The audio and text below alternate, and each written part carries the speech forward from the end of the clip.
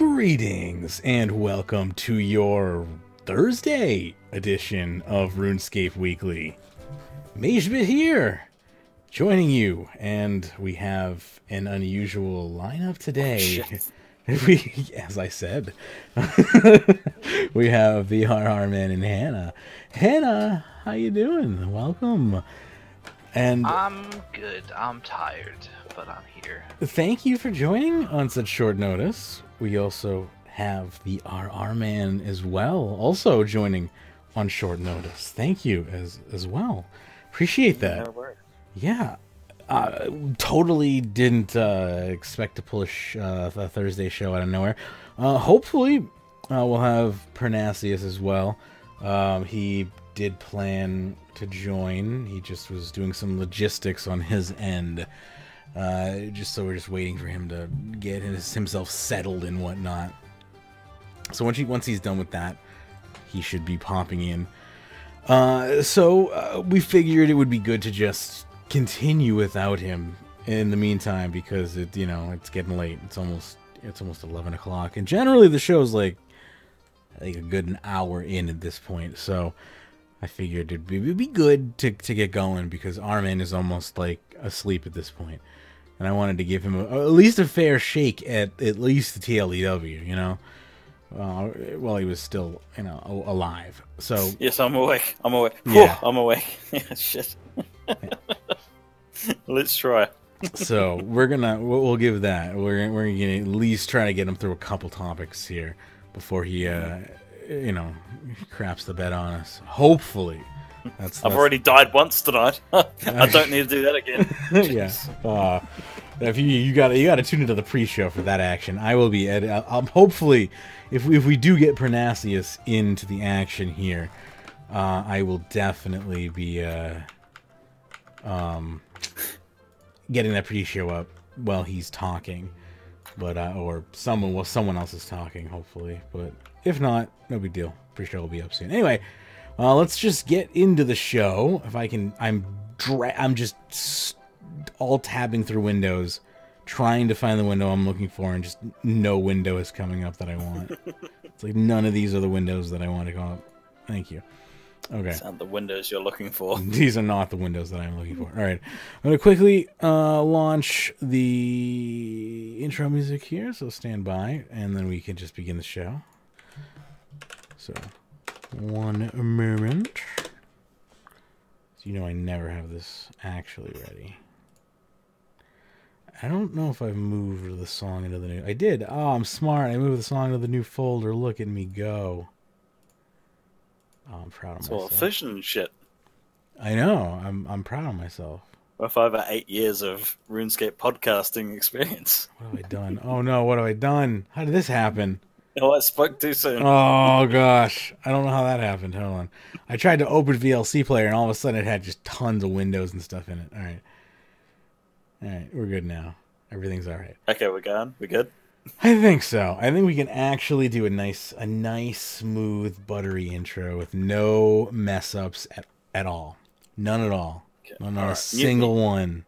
Do I mute myself? Do you mute me? You have the power to mute yourself. You don't need me to mute you. You don't need me to mute you. Okay. All right. You have the power.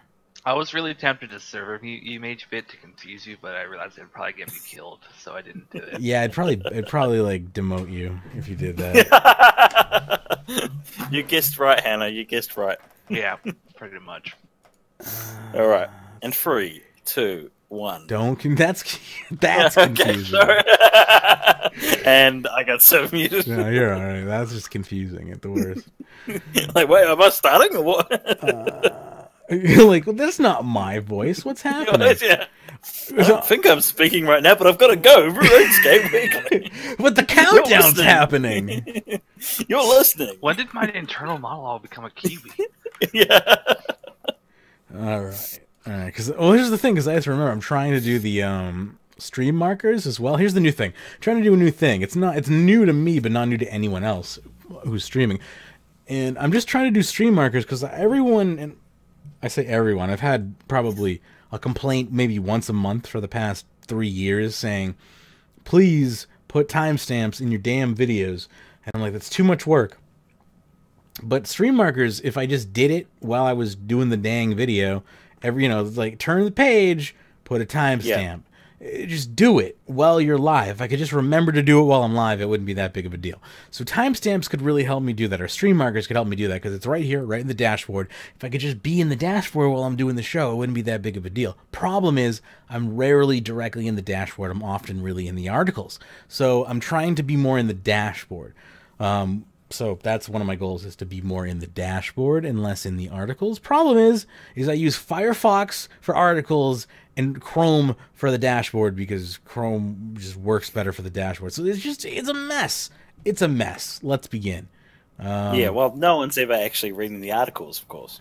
I am. That's the problem. That's why the show is here, because no one actually reads the articles. I only listen to RuneScape Weekly for the pictures. Exactly. Yeah, exactly. Well, you have to. Indeed. You got to take a bunch of LSD for that, though. Anyway, if you're listening to RuneScape Weekly for the pictures, you are on the right drugs. You're on the best drugs. Can Yeah. you get me some of those sent to New Zealand, please? Yeah, they have a hard ban on them, don't they? All right. Wow, even if they do, the postage is exorbitant. Right, I can imagine island prices. All right, Yeah. let's do this in three. That's three. All right, actually, no. Self-muting. All right, the music started. All right, 3, 2, 1. You're listening to RuneScape Weekly for April 18th, 2019. I'm your host, Magebit, with over 17 years of RuneScape experience. Joining me today is Pyrnassius, Hana, and the RRman. And on today's show, Guilded Eggstravangza, TLDW, Comp Cape Dev Rework, Unpopular Opinion, Comp Rework is Overkill, Skill Pet Title Highscore Project, Dead MMOs. Will we ever see another world event? Customer support rants continue. And a sad goodbye. Thank you for tuning in to this edition of RuneScape Weekly. And enjoy the show. Welcome back to your Thursday edition of RuneScape Weekly. You're not going crazy. It is Thursday. It's not Friday. You have one more day to get through the week. I'm sorry to let you know, but this episode of RuneScape Weekly is here to cradle you through. Unfortunately, that means if you are listening through it, it's like eating your, dessert before dinner. You will have to, suffer through Friday without RuneScape Weekly. But nonetheless, we are here for you. And the docket, it's a little bit light this week, I have to say. I'm not crazy about the Easter event. It's not the event itself, because I haven't done it yet. That's spoiler number 1 for the show, I guess. And I don't know if I'm gonna do it. That's spoiler number 2 for the show, I guess. But hell. Well, it's a good thing we're in the show then. I guess so. But I don't know. I got lots to say about the idea of the Easter event. I don't know. We'll talk when we get there. But there is lots to talk about when we get to the Comp Cape Dev Rework. That I am very excited to talk about. I think that is going to probably be our meat and potatoes when we get there. So anyway, we have a good round table. I think that is what is going to be the most exciting part of the show. We have Hana, who we haven't had in quite a while. So that is pretty awesome. Welcome back, Hana. How are you? Sleepy. I'm good. Yeah. Nice. I'm sleepy too. I've been sick, so I just don't have much energy. So I feel you. I went to bed at like 5 a.m. and then I woke up at like 8 a.m. So. Oh, Yeah. That's rough. But here I am to do a show. I'm doing good. I mean, yeah, I haven't been on in a while. Life's been hectic.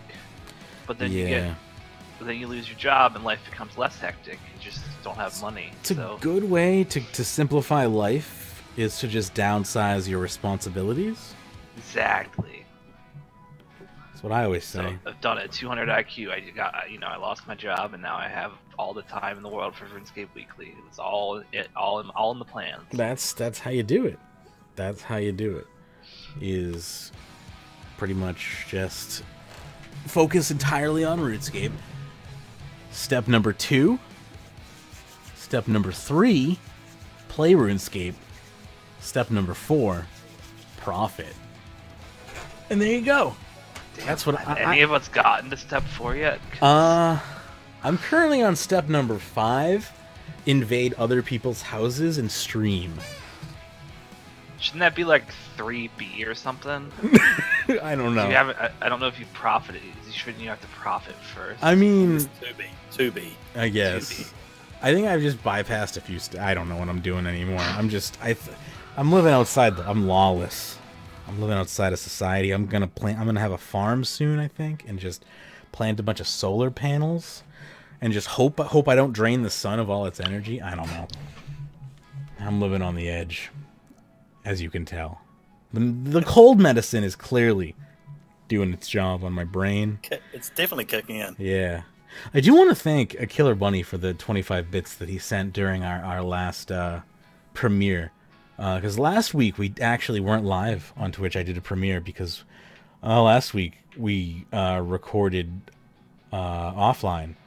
Again, we've had a wild week, a wild month for shows. Even Pyrnassius and I recorded offline and did the show just him and I just kind of pushed it out via Premiere on all of our platforms, which is how I've been doing stuff.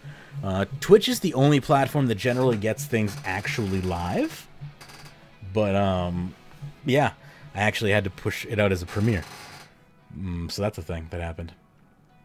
Anyway, RRman, how you doing? Oh, you mentioned it's a Thursday show. I did. It's Friday for me. I was wishing it was still Thursday, back before I had passed away in RuneScape. I do want to mention it is Friday the 19th, so it's it's nothing special. Yeah. No, definitely had a major fail in RuneScape today. Still cannot go back and listen to the pre-show, of course, but still can't confirm if I had actually died from a skull trick or my own stupidity. But, basically, if Pern was here, he would be telling me, don't walk into the wilderness with anything you don't want to lose. Yeah, that's the old Pyrnassius, the wisdom, and I think that's just the general, the rule of thumb. If you don't want to get made fun of by Pyrnassius, don't bring stuff in you're not willing to lose, because you'll get killed. Yep. And here's the thing: is you didn't die as a skulled person. You were just doing your Slayer task, right? Yes. You might want to explain this a little more for people who aren't going to watch the pre-show. Again, you can get the pre-show patreon.com/RuneScape if you want to actually listen to this happen unfold live. You can check it out. But this, Oh wait, it happened on the pre-show? It happened, yes. Yeah. This happened on the pre-show, God. yes. This could possibly be the best reason to get the pre-show ever. Yeah. Yeah, definitely. Yeah. But I don't know, just putting it in the shortest amount possible. I was just went in there, doing the Slayer task, and some guy came in, started attacking me. I'm pretty sure I didn't click on the guy. I'm pretty sure I didn't do anything to aggravate him to get a skull. Were you using AoEs? Yeah, possibly. It could have been a part of the situation. But he also had a friend come in. I'm pretty sure he had a familiar as well. So I don't know if it was one of the situations where I attacked this familiar by mistake, or maybe I was just clicking all over the place. But after the whole situation happened, he was giving me a lot of grief and telling me about some sort of glitch that was happening with these new butterflies that are in the game. Pretty sure he was just trolling us, because we haven't found anything on the Reddit. Me and Mage did a bit of a search. I have not heard anything about the butterflies glitching anything in the game. But the weird thing is the fact that he sort of started making this story up, and then after it he also sent a message saying... Trying to get you back to him. Yeah, trying to get me back to Edgeville. And he sent a message saying, hey, I'm not going to tell you how I do these glitches. Yeah. It's very suspicious. And I couldn't report the guy because the game actually had a glitch where I was trying to send it through 404 to you, right? Yeah, got a 404 error. So, yeah, I don't know. I don't know what's going to happen. I managed to sort of report him as like a griefing player or something? Just like disruptive player. Yeah. Yeah, disruptive player. Other than that, not really much I could do. So it's a really weird situation. So what'd you lose? Moving on to the first topic of the show. Patreon.com/RuneScape /RRman. But 163 mil. Yeah. Basically just the luck of I say luck of the dwarves and my Nox bow.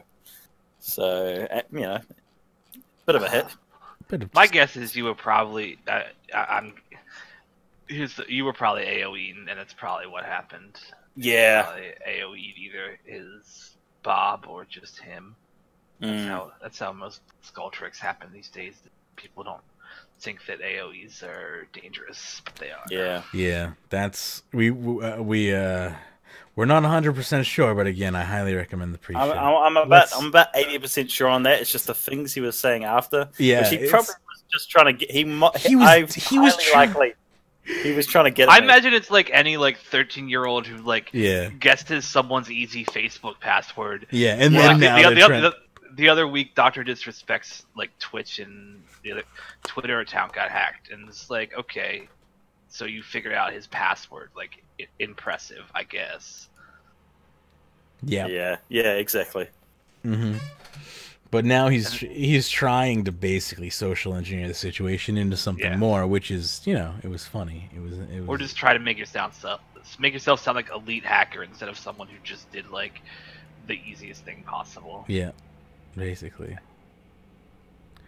Anyway, let's see here. We can pretty much move on to the first topic if that's where we want to go. Yeah. Sorry, I had myself muted there for a second, but definitely. When he told me that he had turned my 160 mil into, I think it was 2.5 bill in 30 minutes. That's sort of where I realized that he's probably bullshitting me. Yeah. Yeah, he was. But no. Oh, well, lesson learnt, and let's wait for Pyrnassius to take the piss. Right. I guess we'll just have to hear his response to that if he makes it in time for this show here. Anyway, I can read into the first part of the show here, which is Guilded Eggstravangza. And it says here, this year, Lumbridge is hosting an Easter time fete, and Gildenor's guilds have turned up to show off their assorted and sometimes peculiar wares. The best in show will win a special prize. Tasks in temporary Easter quests include cooking a cake pie for the Chef's Guild, creating shork sark tuna, a tuna inside a shork, a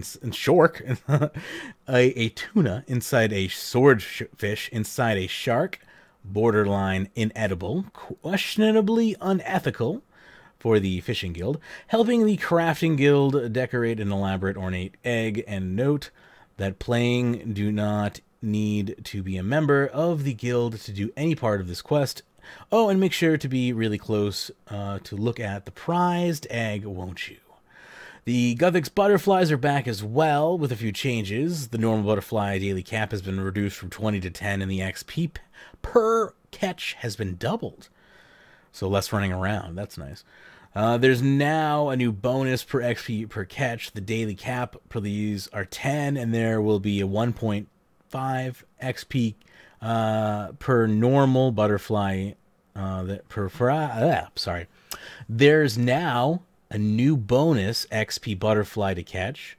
The daily cap of these is 10, and there will now provide 1.5 times the XP than normal butterflies. Also, there's a Super XP butterfly. This has a daily cap of 1, and it provides 5 times the normal butterfly XP. RRmen will not be able to receive bonus XP from butterflies. Avoiding dental catastrophe. As excited as the Easter Bunny is about the fete, he's also a little worried. Some previously undiscovered hidden eggs have hardened and crystallized over time. should they be discovered by the fine people of Gillianor and subsequently chewed, then a wide-ranging, toothy calamity could result. Therefore, someone needs to collect them all up, and what better way to do so than through the medium of skilling activities. Crystallized fragment drop rates throughout this event will be better when skilling in and around the Springtime Fete area. To help you out, the guilds have provided a variety of skilling areas to work at. Once all the fragments have been gathered together to form a giant egg, the Easter Bunny will do his thing and decrystallize it, creating a small trove of goodies for all to enjoy. Also, keep an eye out for hidden eggs scattered around Gillianor, each of which contains a large crystallized chocolate fragment. Additional large fragments can be gained from completing side quests for the guilds. Events rewards include the Chick Axe, some special Easter armor. And the charity events, our Easter celebration is also a wonderful opportunity to support very wonderful charities. Keep an eye out for the representatives of CPSL Mind and the Prince's Trust hanging out around the Fete. Donating to them will only support their incredible work, will not only support their incredible work, but will also increase the rate in which you find crystallized chocolate fragments. So it's a win-win.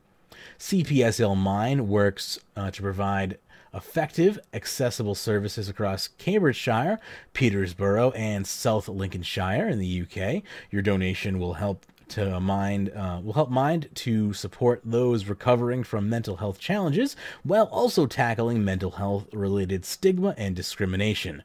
The Prince's Trust specializes in helping 11 to 30-year-olds who are unemployed or struggling at school to transform their lives. Many of the young people it helps are in or leaving care, facing issues such as homelessness and mental health problems, or have been in trouble with the law. Your donation will help to turn their lives around and give them hope for the future. Also, with the patch notes this week, we have a player-requested improvement for the recently added Freedom Camera. There is now a new camera mode called Freedom Classic, which combines the zoom and angle range of the Freedom with the movement of Classic. Alongside this are some lovely elite dungeon quality of life improvements, which should make the traversing of those dungeons that much more fun. The Easter range coming to the merch store. So there's also Easter time to put on your Sunday best, which in the world of RuneScape, of course, means donning a pair of fancy socks. This Thursday, we're releasing both a limited pair of Easter Girl Pin fancy socks on our merch store. Also coming to the Angelscapes range is a Gothixian butterfly keyring. Relive the memories of Gothixian with this limited edition, only 199 are available, glow-in-the-dark keyring.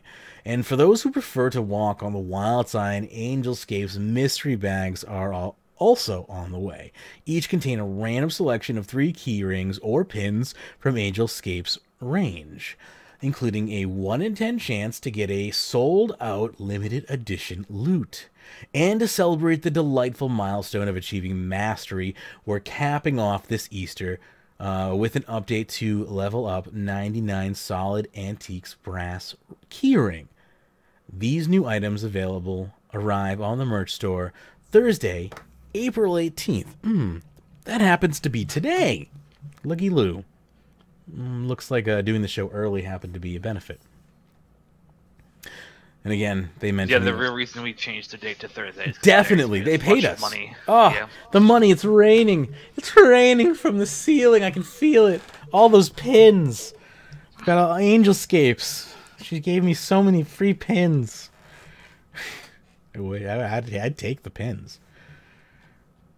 All I want is 163 mil. Anyway, there's your. I hear Sculpture getting in the Wilderness is a good way to make money. So apparently. Oh, all right, jumping on. Well, there is your first topic of the day. Moving on, we have the TLDW.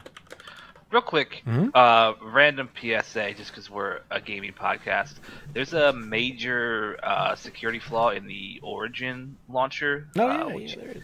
EA makes. So if you have the Origin launcher installed on your computer, Windows only, the Mac client is safe, but you should launch that, and it should auto-update when you first launch it. So yeah, you just make sure you update Origin if you haven't installed it. Yeah, That's how I was hacked in the wilderness. Yeah, there you go. Got it. That's yeah. Actually, just opening it now, just to be sure. Thank you. Yep. Update your Origin client, TLDW. Sorry, I didn't think about that in the pre-show. No problem. It's worth mentioning. It is worth mentioning. Definitely. All right, we'll move on to the TLDW now. Now, this is in regards to the completionist cape. Hannah, would you mind taking over for me for a brief moment so I could just quickly run to the restroom? Yes. Let me actually get to this because I'm no not problem. I can briefly read into it for the moment. No, I got it open. Oh, okay. I just had to go to the Reddit. I don't have because I'm not in the No. Evernote yet. No worries. All right. I'll be right back, and then I can take back over. I just need to take a quick one. Cool. TLDW 430 Completion Escape Rework Dev Q&A. In terms of practical development, we need to make progress on the project, otherwise it'll never come out. Some things are easy to change, others are hard. For example, changing Reaper takes 5 minutes to change.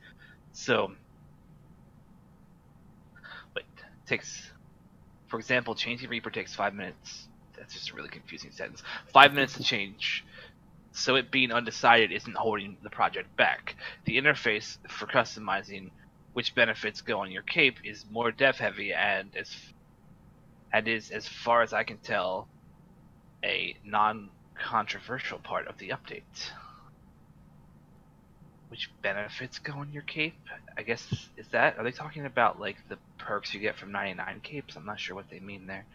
It's really interesting that they start with that, the whole Reaper thing. I think a lot of people are thinking that the Reaper thing is the whole reason this entire thing's happening. Yeah, we have a topic about that later. And yeah, the Reaper thing is the whole reason. Well, I guess it's not. It's also the fact that they stopped adding achievements to the game because they're worried about comp. I think that's the main. Yeah. But anyway. Yeah. We're getting started on development for the parts that aren't controversial but require more dev time. Passive stats.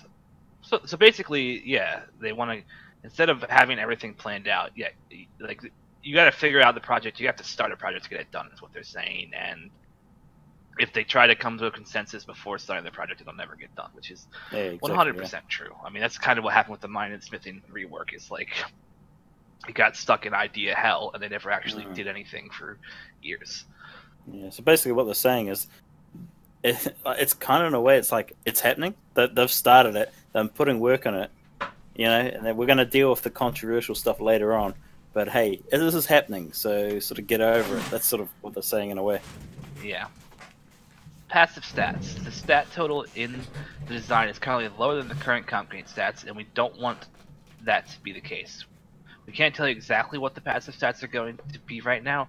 We just need to figure out how to get parity with the current system, given that the max cape is hybrid stats, but kiln cape is better as single stats. Okay. The reasons for the work. Why do they have hybrid stat? I don't understand any of this crap anyway, as far as combat stats go. Well, so there's some people who still want the comp cape to be like best in slot, and I think they're trying to figure out if they want to tell people to fuck off or not. They're afraid to do it currently, or maybe there's also probably people within Jagex who are arguing for this it stay best in slot. But like, yeah, it's one of those things where the people are worried that because the certain way they do this is going to end up with people, they'll log in on the day after the update happens, and they're going to have slightly less stats. Because there's more options. Yeah, other people are going to have, what they had. So they're trying to work out a way not to worry about that. Ethics forbid that there's more things to do, and there's like exactly, right? Yeah. And like the comp cape, it's like a couple percentage points of a DPS increase. This just shows how like hardcore the RuneScape audience is, that you can't even like change a couple percentage points in DPS without like people losing their shit over it. It's one of those things where it's not even really. It's hardcore, yes. But at the same time, it's like they're too hardcore to realize that it doesn't matter if the stat drops like 1 point, and that means the boss takes 2 seconds longer. It's 2 seconds, you know. Mitch? So, how you doing? Yeah. Hey, Mitch. I mean, it's like the argument where like you always see PVMers saying like PVM is so expensive or whatever, which I think is the silliest statement ever, because you choose to use whatever items you want. Like if you wanted to, you could kill bosses in the game in T80 gear and save a bunch of money, but instead you want to use tier 92 weapons and all that shit. Yeah, it's gonna cost more. Like it's weird how we've moved away from this idea of like like cost versus efficiency. It's like if it's that I'm taking us off on a tangent that I don't want to get into too hard. But I really hope that they decide, as far as stats go, I really hope they decide to like not leave the comp cape at the top. The biggest issue I have with the comp cape being best in slot, I mean, I don't like it being locked on a bunch of stuff. But the other issue is it removes an entire reward space. Like we could have, they haven't released a cape that's better than comp, and comp is what, a 7-year-old cape at this point? At least 2013. So in like 6-7 years we haven't gotten a better cape. Like what other item in the game hasn't had a better statted item come out in 7 years? None. And it's all because like the cape is so hard to get and they're afraid to replace it with something else. But in my opinion, that's what they should do, is they like open up cape reward space so we can start getting capes that are actually like statistically better and have more rewards to give out. Like, it could be an awesome boss drop to have a cape better than comp cape, but they don't do it because compers would get mad. What is compers getting mad? Oh my goodness. This is why I've been waiting for you. Passive stats. The stat total in the design is currently lower than the current comp cape stats, and we don't want that to We read that. We're on to the okay, next. sorry. Reasons for that, for the rework. People keep saying that the quote, the whole point of this rework is to get rid of Reaper, or the whole point of this rework is to fix the PVM stats, or the whole point of this rework is because of Reddit, etc. And everyone's reason is their own. And they think if we aren't focusing entirely on that aspect, then we're missing the point of the rework. That's the thing, everyone has their own little agenda for the rework. But the rework isn't about one specific little thing. The rework is a massive and all-encompassing idea that is trying to fix a larger issue that fixes all of these things. Well, it can't fix Reddit, let's be honest. That's not one of the things on the list that it can fix. But it's trying to bring all of these issues under the umbrella and maybe not solve them all, but it's trying to soften them at least, or give them at least a fodder, something to feed, something to do, and trying so they're not nipping at each other's heels and eating at each other's own dog food, if you will. It's like right now you have everything pointed at the comp cape, and it's like that's all there is, right? And that's just silly. It makes no sense. It's all or nothing, and there's no drive to do anything else in the game. You've got comp cape, you're done, and that's it.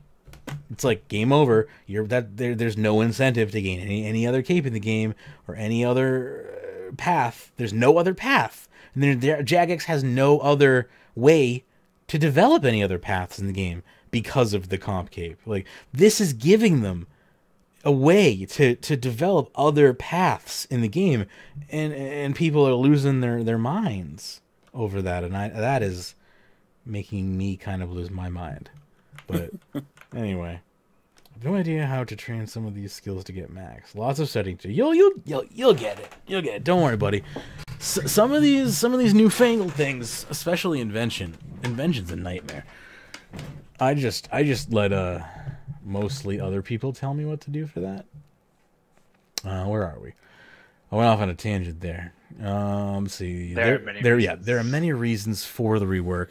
These are laid out in the design. Forced to comp because they only want the stats. So again, right, it's all roads lead to comp, right? Everything is just dialed right down to that road. Everything is the comp cape. You have to get the comp cape if you want those stats, because you need those stats.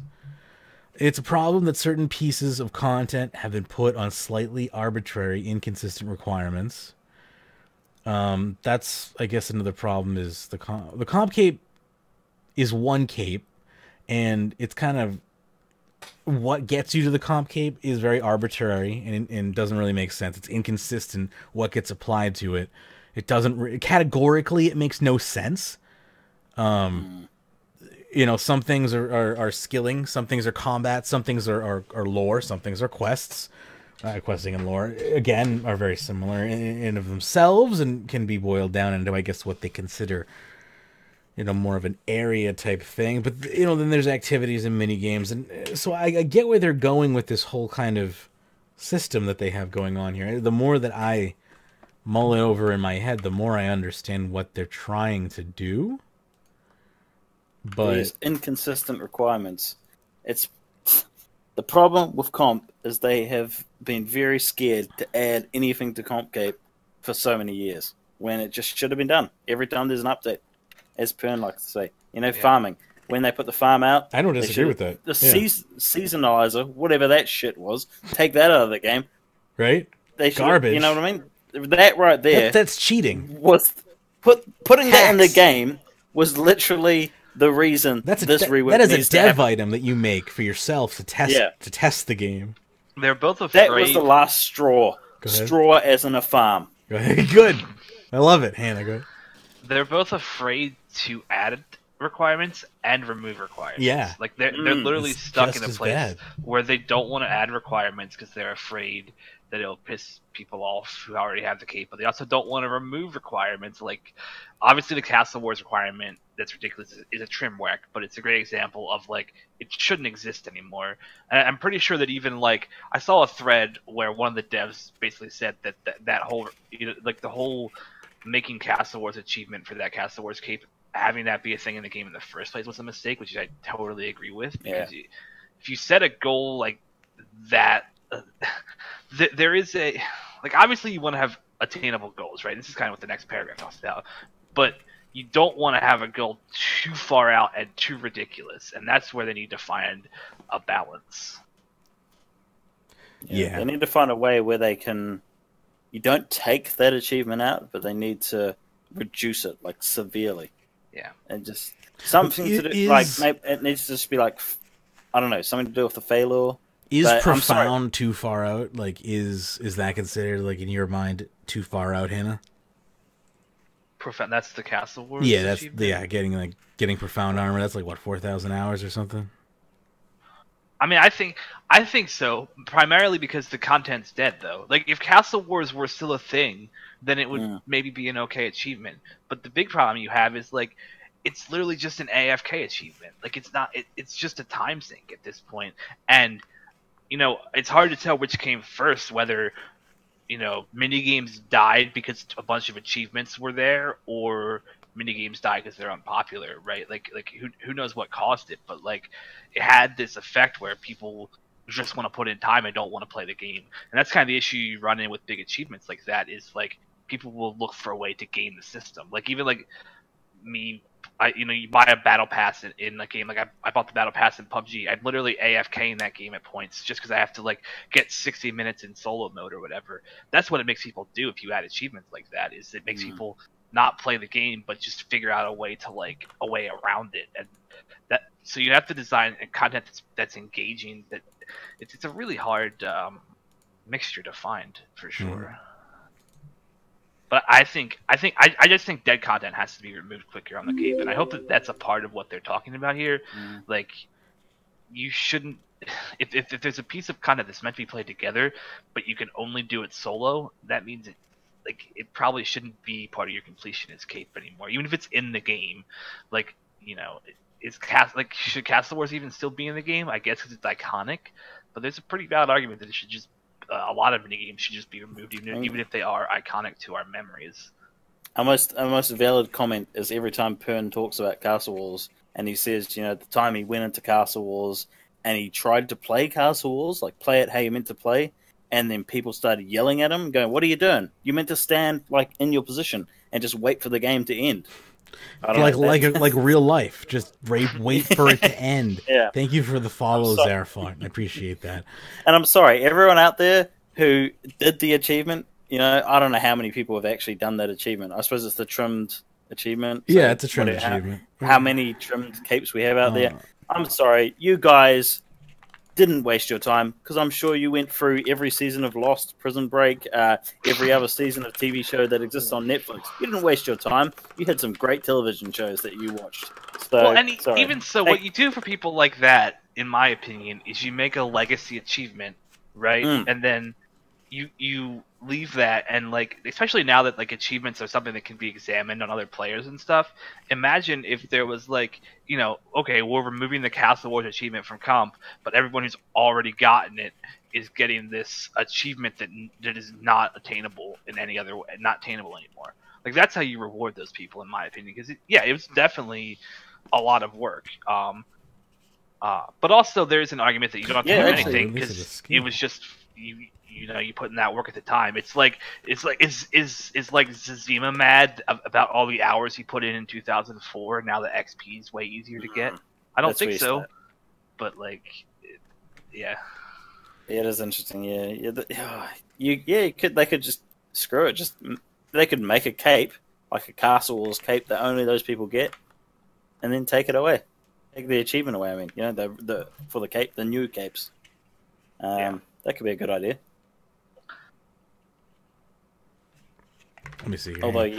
Although then you start talking about Zazima back doing, even any of us, even Magebit doing like some of the skills he did back in the day, right? Just to get from level 1 to level like 20 took him like triple, quadruple, probably 10 times the time. Yeah. I don't know. It's rough, but you know, like my grandpa. Like, I didn't go through the Great Depression, so do I deserve to? I don't know. Like, you didn't live through the Great Depression, so you didn't experience real life. I'm just imagining. Like, that's what the argument is of, like, this achievement can't be removed because I did it. Yeah. That is... I'm not a fan of that argument, because that's... Experiences are subjective, and other experiences will come along that can be differently challenging, and I hate that I said differently challenging, because that is not properly phrased, but I just can't think of a better phrase at this exact moment. But like, just the whole idea of Castle Wars being a challenge is, in my mind, just not...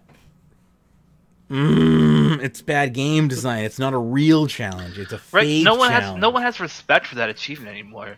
Like, we just like, it's a meme. It's like, a fake. You AFK'd for 4,000 hours. Like, that's like RRman was saying. Congratulations, you watched a fuck ton of TV. We're gonna remind me to add a divination discussion after the TLDW. Zarfa wants to know our thoughts on the release of the divination. On the release of Divination. No worries.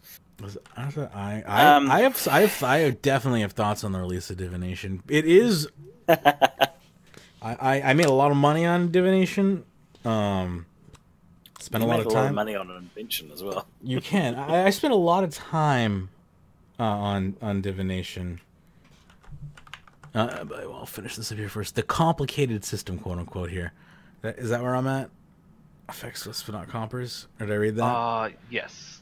I had to read that. Affects us but not compers. Players who look at comp and goes, that's just unobtainable.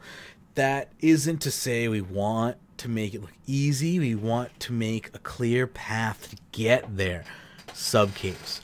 So we're not looking at nerfing comp to make it easier, but we do want to make stepping stones. And the one thing that I have learned about making achievements more achievable is that breaking them down into smaller bite-sized tasks is one way to helping people get to the larger goal.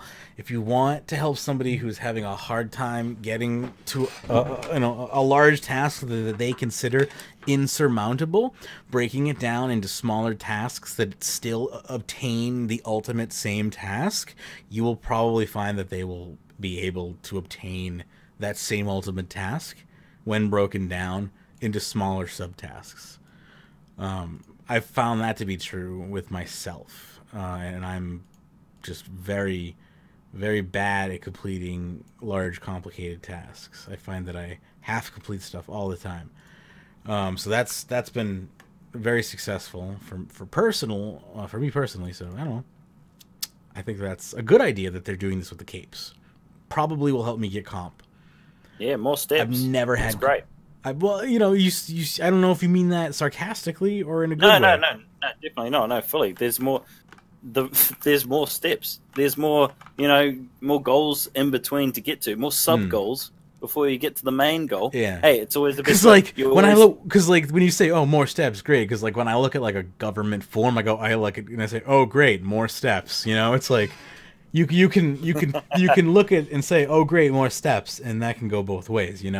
Anyway, because I just did taxes, and you'll think, oh, great, more steps.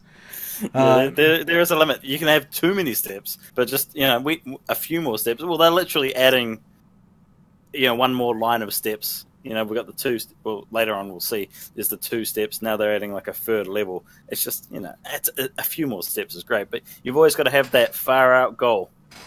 Like EVE Online, you always have the far out goal. You focus on that final ship, Magebit. Right. Right? That's what I heard on one of the videos you showed me. I'm over here wondering why this inventory is taking so long to fill up with plagioclase. Lasers aren't even firing at the damn asteroid. Oh no! Don't hire me. Target. Yeah, I forgot to target the asteroid like a pro. Yes, indeed. Roger that. But anyway, back to RuneScape. Yes, back to RuneScape. So anyway, the complicated system, it says here. This is the current system using some examples. And they give you an image here. If you categorize all the current requirements you have, the structure of the rework. So if you look at the system, it shows you the tier 1 and the tier 2. And it says, so tier 1 is all quests plus 99s or 120s.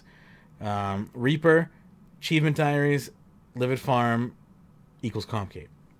So that's your lore skills, combat areas, and activities. So you could have the activities cape, the area cape, the combat cape, the skills cape, or the lore cape. That's my understanding. But by their powers combined, they are the comp cape. Is that, to my understanding, correct? Sort of. In this design? In this design. Go ahead. This is showing... This is very hard to explain on a audio medium. But this is explaining, like, you've got each set adds up to the comp cape. So yeah, that's regular comp. That's tier 1 comp. All of these achievements you just mentioned, that are the lore, skill, combat, that adds up to a comp cape. But if you move on to the next list, the next list is showing that there's a third level, and you get the actual cape. It's very hard to explain. So, like, yeah, if you were in tier 2, if you moved up to the tier 2 in the completionist on these capes, right, you would have to do Barbarian Scavenger, right, and then you'd have the tier 2 lore cape on top of quests. Then you'd be tier 2 lore, right? Yes. Cool. So basically, both of these images are showing you what the new version of the capes would be. But that's sort of showing you the difference between what you do now and what you would do in the future. Does that make sense? It's very confusing. Yeah. It sucks that so far they haven't really talked about the issue you're talking about with achievements. Like, even here, like, they suggest that, like, Profound will be left in somewhere, like it has a place in the game, and they don't even talk about, like, the missing achievements from the past, like, 3 years, like we talked about, which is kind of slightly worrisome. Still in the early stages, though, keep in mind. But I agree. It's good to mention that. These two images that we're talking about right now are basically just taking what we have now, putting it into the new system. Because you literally, in the second image, you have blanks, and that's, so that's showing you right there that they're going to add more into each step. This is they're trying to put some images out to put people at ease, even though Sure. I feel like this explains it to some people. Again, you want to go and have a look at these images, guys. It's a very basic graph, or I don't even know if you call it a graph. What is this? This is a it's almost a spreadsheet. Yeah, it's basically flowchart. it's a bit. The simplest way to explain it is they want to make like stuff that you would actually do, like regular comp cape is like stuff that you would probably find useful in the game, and like you could see a player completing like just by playing the game regularly, and then they want, quote unquote, they're calling it true comp here, to be like harder achievements, but not like ridiculous things like profound. And then they want to have like the insane comp cape, which is the ridiculous stuff like profound, or like the whatever statues and all that stuff. So they want to move like the like months or years long achievements to a further away place and have them be their own thing, which is an interesting way to approach it. It is. It's definitely unique, I have to say. I'm not. They've come at the rework from a completely different approach than I expected them to come at it from, and I think that's why a lot of people are turned off by it. But yeah, I'm good. As you know, on Tuesday, like I only watched like half the stream, but I'm super pessimistic on Tuesday, and I'm still a bit worried. And I'll probably get into more why as we go on, but they're definitely approaching this way different than I expected them to, which is definitely part of why I'm like I don't like this, but I'm trying. I definitely think it's important for all of us to try not to let that like you said, like take a step back and don't let your own ideas influence what you think what is happening here. Like an analogy to like if you're coming to the end of a book and you have all these ideas in your head about how it should end, and then you read the end, it doesn't end the way you think it's going to, and then you're disappointed. Was the book written bad, or did you just have false expectations? Right. Game of Thrones. Ouch. Let's see. Moving on. Comp rework is a lot more simpler than mining and smithing. What we found with mining and smithing rework was all the documentation looked confusing, but in practice, when people played it, it was relatively straightforward. When people say it's too complicated, they mainly mean one of two things. One, this is very confusing. They may understand it, but it seems unnecessarily complex, and they'd rather have something simpler. Two, it includes elements they think are unnecessary, such as for those that think the rework is only to remove Reaper, just elements they think are unnecessary, such as just remove Reaper and ship it. Why just ship it? Why are you bothering with all this extra stuff? While those are players who are saying don't take Reaper off comp. What you need to do is add in true trim. Just do that and ship it. Everyone wants something different, and the only thing should be to do is fix everything else and be left alone. So as you can see here, you have two completely, conflicting, points of view. So how do you make these two points of view coincide? You can't. Very interesting comment they have there. Are they starting to realize that they shouldn't listen to the small majority? I think so. Because the comment they make on the first comment about the mining and smithing rework, and they say it looked confusing, and then when they finally put it out in the game, everyone liked it. It's sort of the sort of thing where it's like, hey, maybe they should just go and just do it. I think most of the people are going to enjoy it. I think Jagex is a lot smarter than we give them credit for, and by we I mean the people that we read the documents for, and sometimes us in general. I do actually mean us as well. We rag on them quite a bit on the show, but they do stupid things quite often. But I often think that those things come from the uppers, not necessarily from straight up that comment there, I've got to say myself, the fact that they're mentioning the mining and smithing rework, and they're basically in this rework, they're mentioning the fact that the smithing and mining and smithing rework was successful, they're sort of admitting that it's like, hey, maybe we should slightly less listen to people, all the haters and all that, and just maybe just put something out there.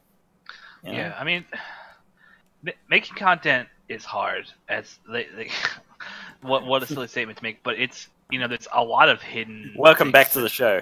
There's a lot of hidden things that people on the outside don't see. There's like engine limitations. There's whatever like they said. There's conflicting ideas. There's people who have comp who want this stuff to stay. There's people like me who don't have comp who have hardcore opinions about the comp cape, and like you have to weigh. You have to weigh both sides, and there's never one answer when you're dealing with like tens to hundreds of thousands of people. They all have their own opinions. Indeed. I just experienced my first death in EVE. Oh, sorry. Did you lose 163 mil ISK? No, I lost probably like 10 million at least. Did you insure your ship? No, you don't insure. Oh God, you don't insure those little puppies. It wasn't anything fancy. It was just a mining vessel. He died too, though. That's the funny thing.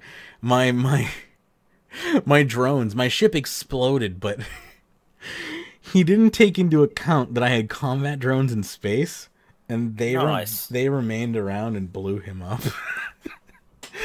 So my little capsule apparently kept the combat drones around long enough to blow his ship.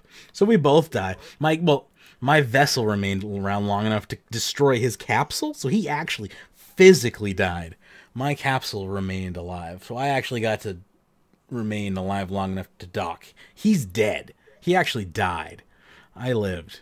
Very interesting system. Yeah, I'm kind of excited to die in your game. He double died. I only lost my ship.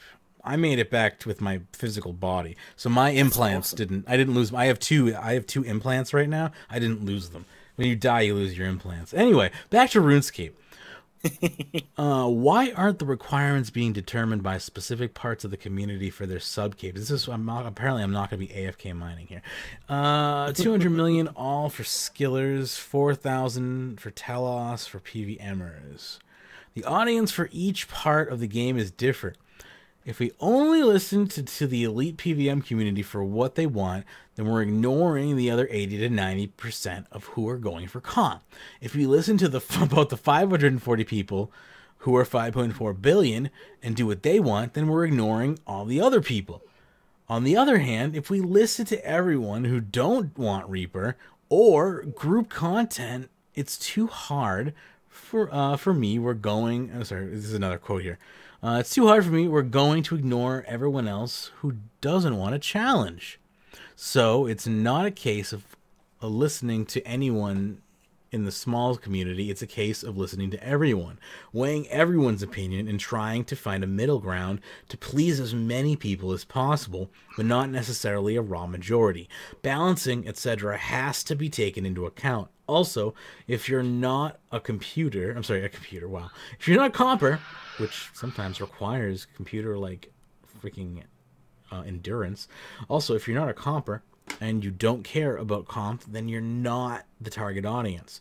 I don't want you to say your opinion is less valuable, but that is kind of what I mean. Comp cape is for a certain type of player, and we want that type of player to enjoy it. Which makes sense. But you have to also understand there are types of players who want to be comp and just feel like it's unobtainable. Like, I want to be comp. I just feel like there's a ton of ridiculous things. I don't know. It has to be done. They do have to be done, and that's more. But if you could be lore comp or skill comp before you go full comp, hey. I would be much more interested, probably. Indeed. Or at least I'd be happy to be in and get one of the specific, capes in my category. Yeah. We have received a lot of feedback that everyone meets the requirements for a lot of T3. The truth is, most skillers do not have all 120s. Most PVMers do not have 1,000 telos. The elite in their category have those. What they're essentially asking for the elite 500 to 1,000 players to get harder challenges and more things to do. They want a cape that shows they can do things other players can't do. I don't have a problem with arguing for this. If we add those requirements to Tier 3, then the cross-section of players who have all for Tier 3 comp is hardly anybody. There's nothing wrong with aspirational goals, but we need to set that at a place where a reasonable number of players can go for. That doesn't mean a majority will get to Tier 3 comp, just a reasonable amount. As developers, we shouldn't, devote development time to something 15 people can do.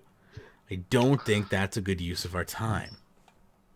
That said, we've seen a clear desire, especially from the PVM community, for something that recognizes their accomplishments, and they're not getting that from comp. I'm arguing that we can't put that on comp, but that doesn't mean we can't recognize it in other ways. It sounds like a perfectly good separate project for elite PVM achievements, but I can't promise it, obviously. So, that's that, apparently. I pretty much agree that we don't want to create Tier 3 and make it so nobody has it. I mean, if Tier 3 is so unachievable that we bring it into the game that nobody has it, it's going to be ridiculously hard. And again, like they're saying, if only like 15 or 20 people have it when it comes into the game, it's not going to be a very desirable item.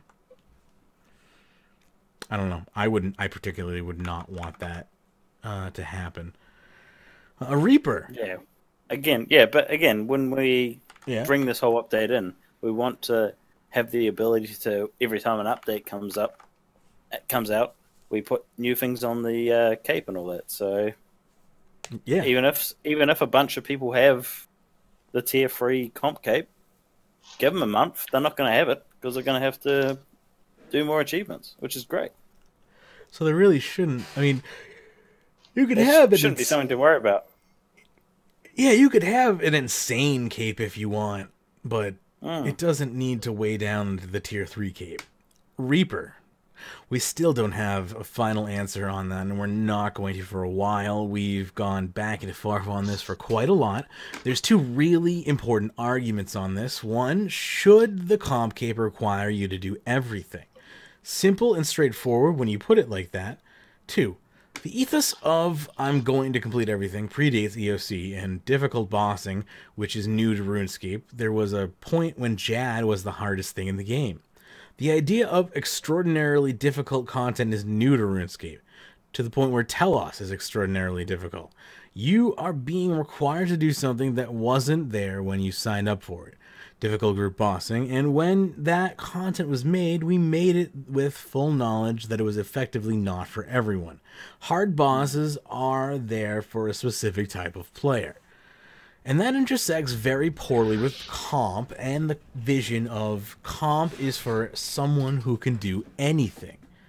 So we have the player who wants recognition for completing everything and have almost a different audience for whom difficult high-level bossing is made for.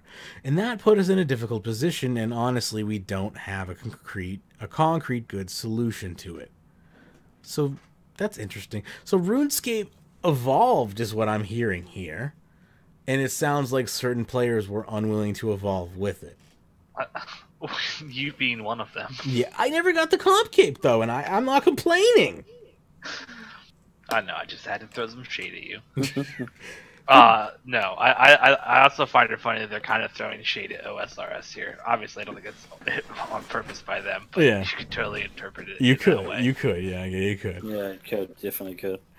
But again, if you're complaining that you lost the comp cape to Solak, and I know plenty of people who are, and tons of people who are, this paragraph is throwing shade at you, 100%. Well, but it's also agreeing with you in some ways, because it's like, it's interesting when they phrase it that way. Because I mean, to me, this is why a comp cape should just be a cosmetic only reward, like, which is I know people would want to kill me for, but to me, like what you can't do, in my opinion, is lock something that has a function behind something that has a function that's greater than any other item in the game behind something as hard as, say 4,000 Enraged Telos, or even just Solak itself. You could argue that Solak itself is too hard.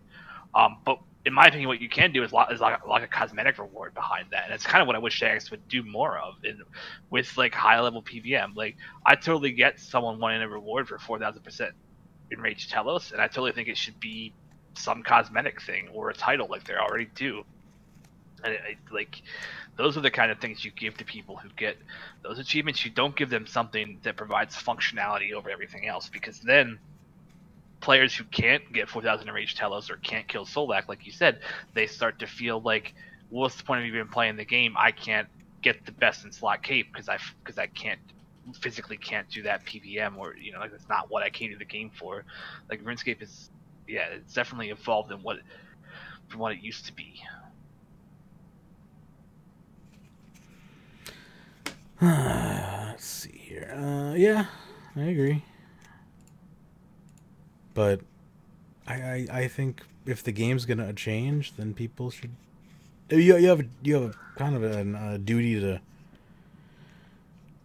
evolve with the game or move on. Play Eve.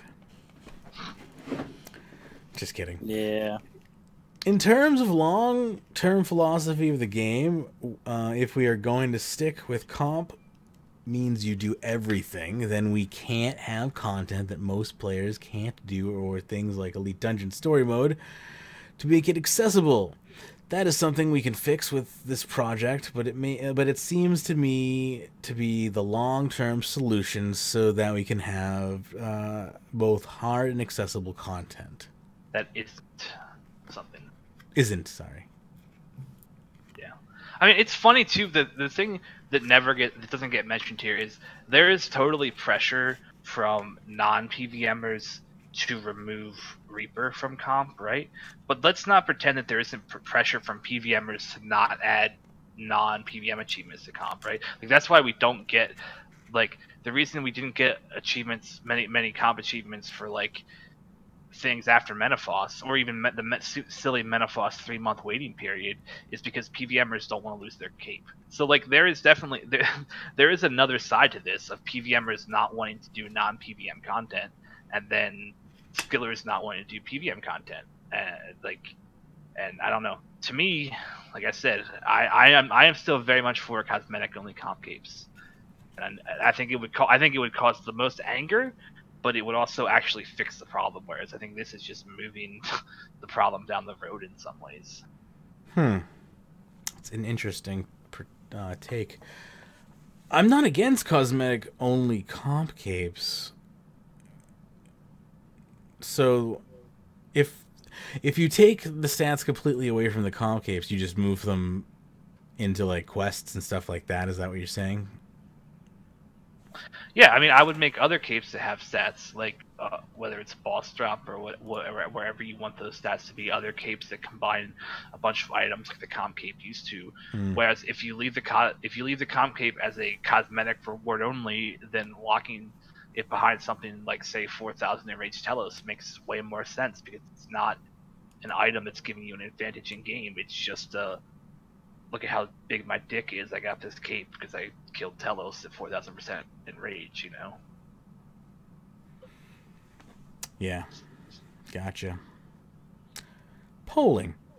Speaking of how big my dick is, we plan on polling more things on the rework. The thing that makes it particularly difficult for this project is who gets to vote. Some parts of the comp community will tell you only compers should be able to vote. If we run a majority poll asking, should we make comp easier, we fully expect it to pass.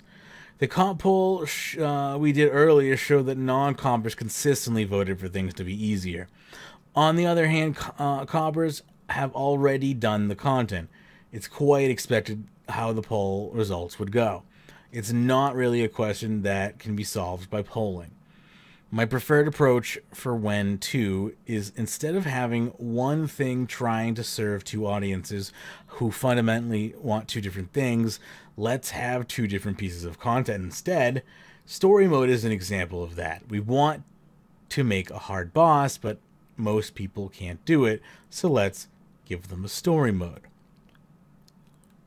So what? You're gonna give Comp Cape a story mode? I didn't understand that. Or are they saying they're trying to find an alternative like story mode? I don't get it.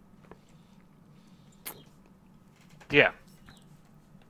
They're trying to find a balance where they can still make ridiculously hard content, but not have it affect players who can't handle it.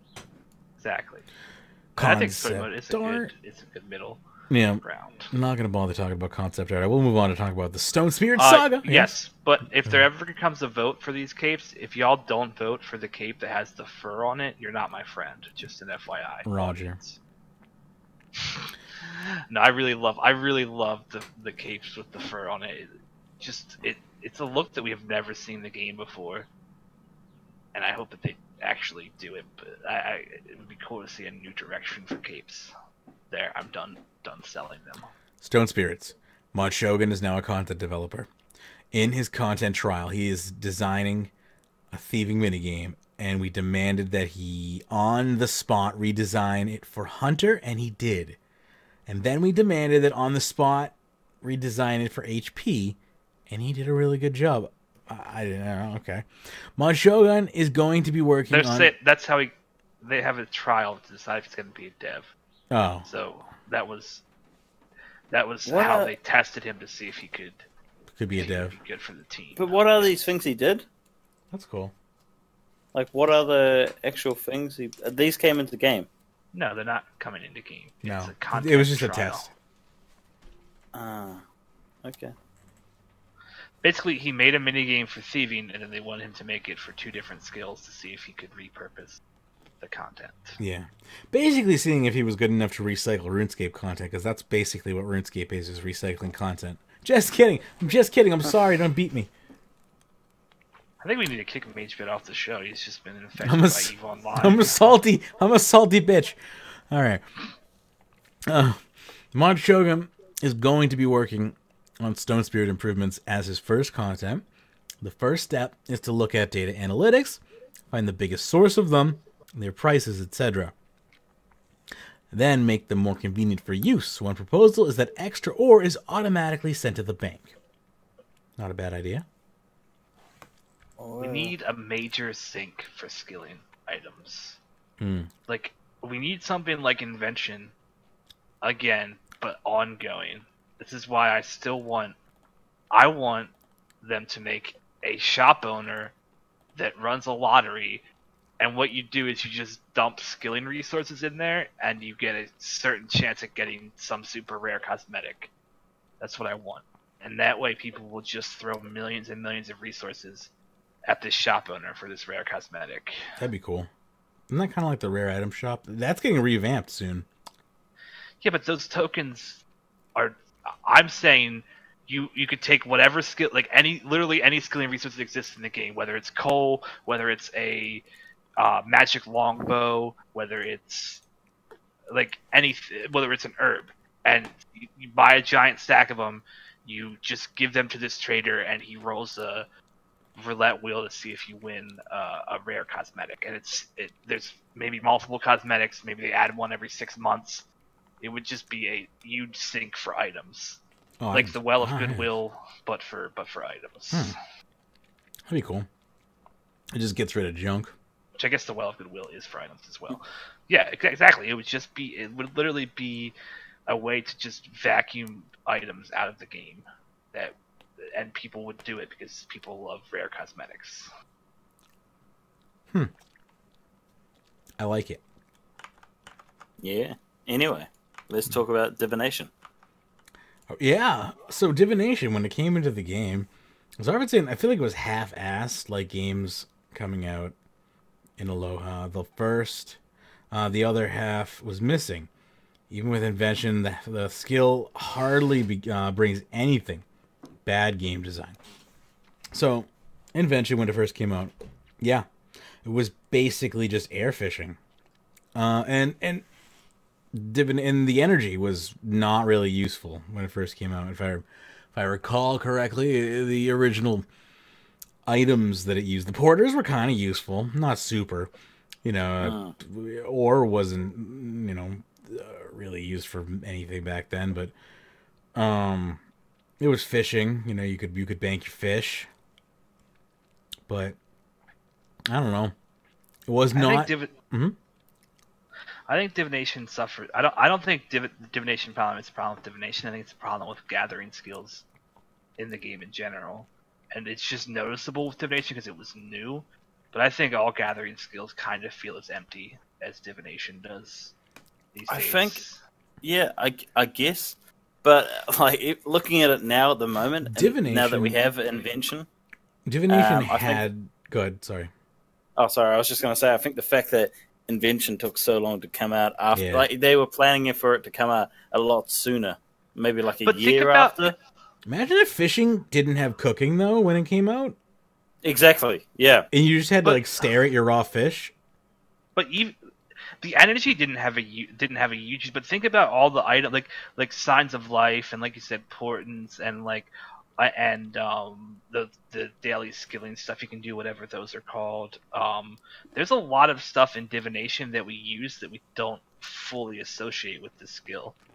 I think the core problem is that like the gathering of the item doesn't feel like you're doing anything, right? Like it's not that the skill doesn't have a use, it's that like the gathering part feels empty because there's just not a I think in part because there's a miss of the ebb and flow between what used to exist with PVM and skilling, where skilling provided the resources, right? And now it feels a little bit empty when you do a gathering skill because it just doesn't feel as connected anymore because of how many drops are either coming in on boss tables, right? I don't even know fully what caused it. But there's a weird disconnect. Yeah. I didn't realize how much the gap actually was. Yeah, it was 2.5 years in between divination and invention. That's it. I kind of feel like, that was longer than I thought it was. That is less than I thought it was. Yeah, well, it got better, like, a year after that. So, but yeah, man, I don't think it was meant to be that long. That could be, and no, again, like, it wasn't meant to be any. Yeah, it should have been a lot sooner, but yeah, it was supposed to be like 6 months or something. It's kind of a lore heavy skill as well. Yeah, it's kind of like the whole fact that the Gothics died and stuff. Gothics died. I always liked that bit. Yeah, I have good memories of divination myself because I was there when it first came out. I had a race in '99. I had like a week off work or something for some reason. I don't know why. I didn't take a week off for RuneScape, guys. But and it was a clan I had. I think it would have been before I met you guys, and we just all were chatting in the chat, figuring out what to do and where to go, and it was just good memory. Yeah, it was fun running around trying to go find the rifts and stuff. Yeah, so that's probably my bias there, but yeah. I mean, when you think it is air fishing at the end of the day, it is air fishing. Yeah. And I called it out as it being literally just air fishing. But beyond it being air fishing, I don't know. I still, here's the thing, fishing is or was my favorite skill, and it might still be my favorite skill because at least it makes money. Yeah. I don't know, and it's got the peaceful, quiet sounds of the ocean and whatnot associated with it. Fishing was one of my favorite skills until they added the fishing rod automatic, and it ruined the peacefulness of it. It is, yeah, that's kind of annoying, isn't it? It is. I'll agree with that. Anyway. But don't you think that some of why you have an outlook on other gathering skills over divination is just the nostalgia and how the skills used to feel, not how they currently feel? Ow, sorry. If that makes sense. Maybe. You think because they've changed kind of the dynamic, the way we train? Well, because gathering skills have lost all meaning in the game. That's very true. That's There's the point I was trying to make earlier. I get okay. It's like, yeah. Basically, you train skilling via pointless. combat, basically, in the game now? Is that what you mean? Well, I don't mean that. I just mean that, like, back in like 2005 2006, gathering skills felt very much connected to the economy of the game, and like it felt like you were doing something productive. Where Yeah, now like in Eve. gathering Okay. skills feel like you're literally just doing it. Like you're wasting your time. Yeah. Yeah, you're just And, dumping crap that nobody wants, right? yeah, and divination feels like that times 10 because it's new, right? So no one has nostalgia for divination because it's relatively new. Obviously someone probably does who's out there, but like the player base at large still sees divination as a new skill, and whereas like wood cutting or fishing is an old skill. So like we have all this nostalgia for those, whereas divination we don't have any of that nostalgia built in. Therefore we can see how broken gathering skills actually feel in the game in general. That makes sense. At least divination had its little moment when invention did come out. You could make decent little profit. Yeah, and you can still make decent money, but it's still I don't know. It's boring. Anyway. Yeah. I wonder, and maybe it's a sense of community. Like back in the day when you did a gathering skill, you were talking constantly, right? Yeah. Like, back in the day when you were woodcutting or fishing or cooking, it was just like chat was going crazy, and no one was being super racist or sexist or homophobic. Oh man. Yeah, I know. You used to be able to hang out in the public chats, and people were, for the most part. There were a lot of downsides to how ridiculous Jagex was with, muting people back in the day, but the civility that existed in game was a major benefit of it, because people were I feel like that's part of the reason why people are just way worse. There's no punishment anymore for being a piece of shit, whereas back in the day, sure, they went too far, maybe arguably, but you could actually talk without someone being a piece of shit, which would be just amazing to have happen today. Borderline impossible. Pretty much. Launch the next topic here. Unpopular opinion. Comp rework is overkill. Says, this is by FatRex12. It says, the way I see it, all they had to do is add combat capes to the game, remove comp cape stats, and readjust comp recs. Instead, Jagex seems keen on always reinventing the wheel and redesigning the whole concept. Why? Another thing that is just so overthought, unnecessarily and complicated, and wasting dev time. So basically, this is exactly what we were just talking about. Yeah, I feel this person's sentiment in some ways. I think after reading the TLDW, I think they do a good job selling why they're doing what they're doing, but I don't think they've done a good job of setting expectations when they first suggested this, right? Because like when they originally were like comp cape rework, like everyone, and it was because they were too early on, and this is the problem you get with announcing stuff too soon. But everyone had their own thoughts of what that meant and had time to like gestate with them and like have them cement in their mind. And then Jagex came out and said, "No, this is actually what we're doing." And after, like I said, after hearing the TLDW, I can see what they're going for and respect it. But yeah, if you don't, everyone's got their own agenda now. Yeah, I see where you're coming. Yeah, I see where he's coming from. But everyone's, and this is the thing. Everyone, when I say everyone, I just mean like people have their own special interests and have had their own special interests for quite some time in regards to what they want for comp. So yeah, this idea that the comp rework is not going the way that you specifically want it is probably going to be something that you see quite often. Yeah, and even like that person's totally right. That could be the comp. But that wouldn't even be a rework. That would be like the comp like resetting or whatever. What Jagex wants to do actually is not just like fix one of those things. They also want to make comp feel more like a progression system, which is what kind of changed my opinion of it a bit, because I totally get that. Yeah, adding multiple capes and making a progression to actual comp. would make more people comp, like we were talking about earlier, where having those goals, like sure, you don't need to do that to fix some of the issues with comp, but what Vegas wants to do is encourage more people to go for it. And I think that's a good road to go down, is make more people feel like it's attainable by giving them smaller stops along the way. I agree. And once I kind of saw that idea, that really changed my kind of outlook on it as well, because that is how I make tasks easier for myself in real life. I mean, like I said, on Tuesday I was shitting on the idea and was like frustrated as hell with it, and now looking at it more, I'm kind of like, yeah, this could work out. I still worry a bit about where the max cape falls in all of this, because part of the comp cape rework feels like it's de-obfuscating max in some ways.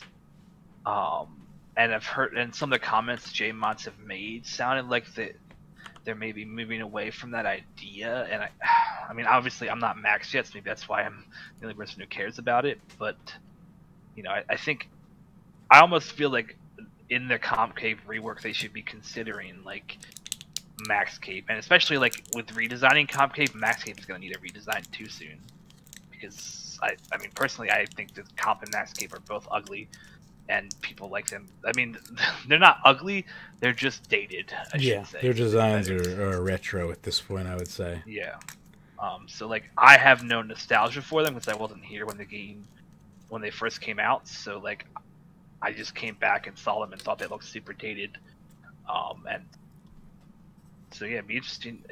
I almost feel like they should include max in their comp cape redesigns, especially because, like, in my opinion, like all 120s should have its own cape and should be some kind of step towards comp, right? Like, or I agree. Or insane comp. Yes, not regular. comp. No, yeah.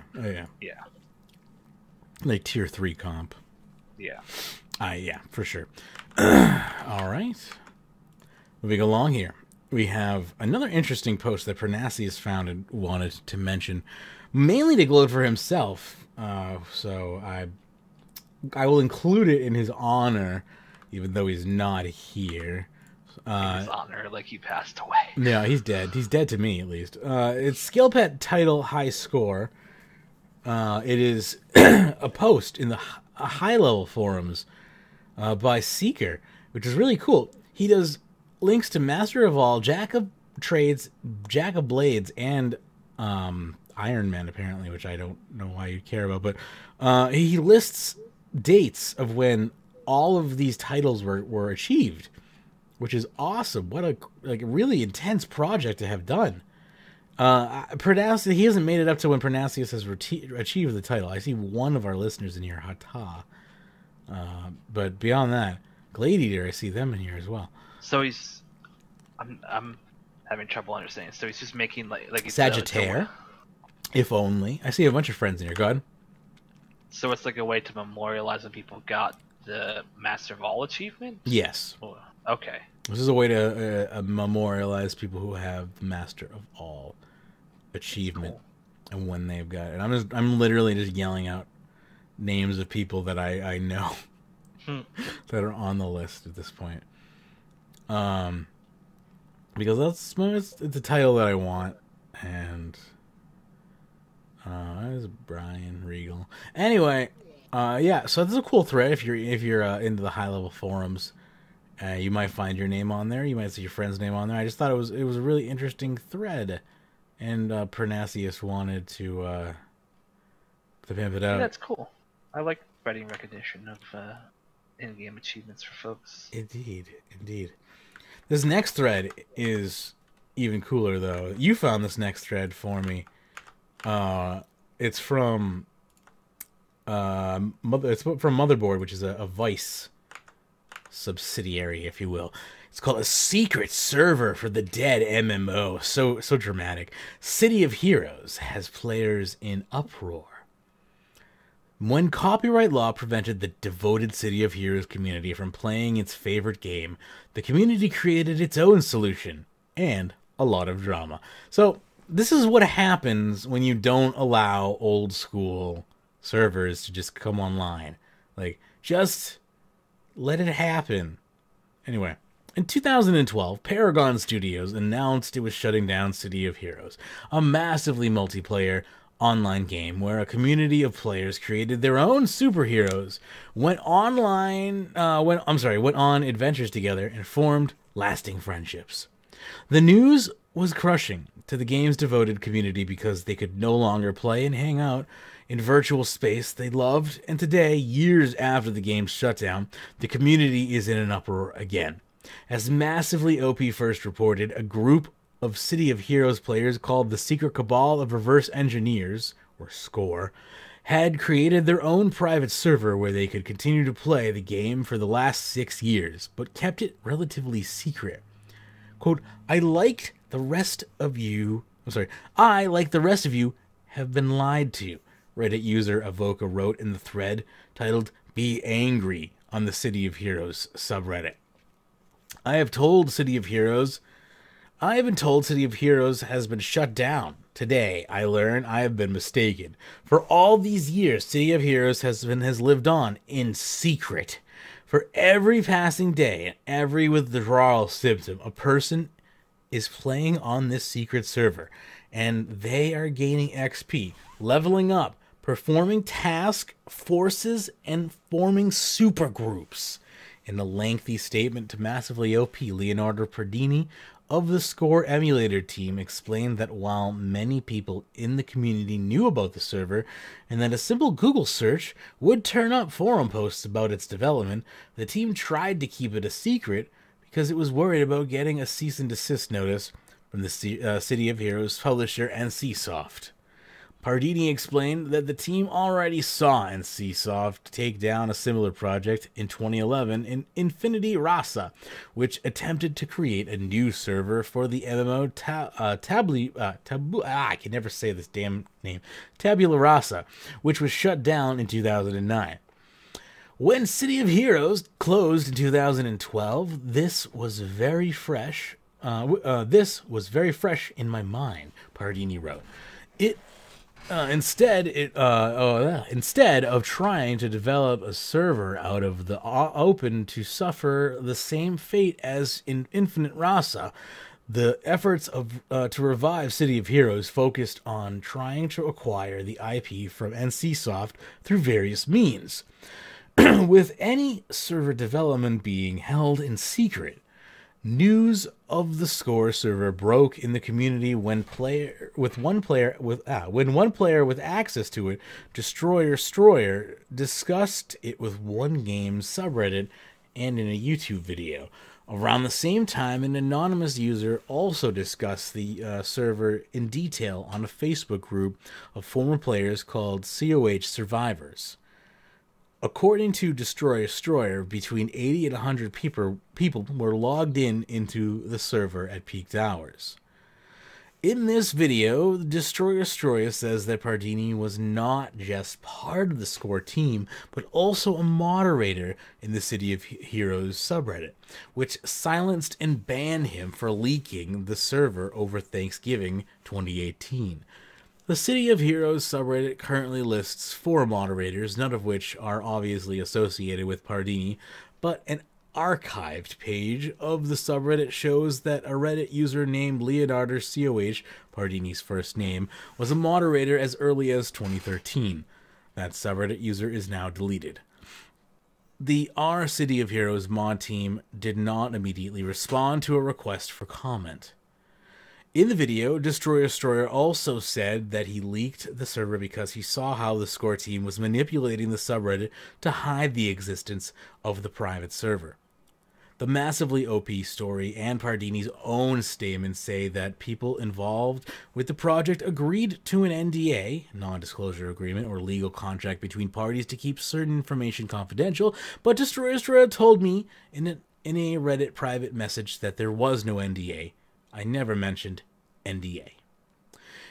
In the video, Destroyer speculated that the SCORE team got the code to run server from a disgruntled City of Heroes developer.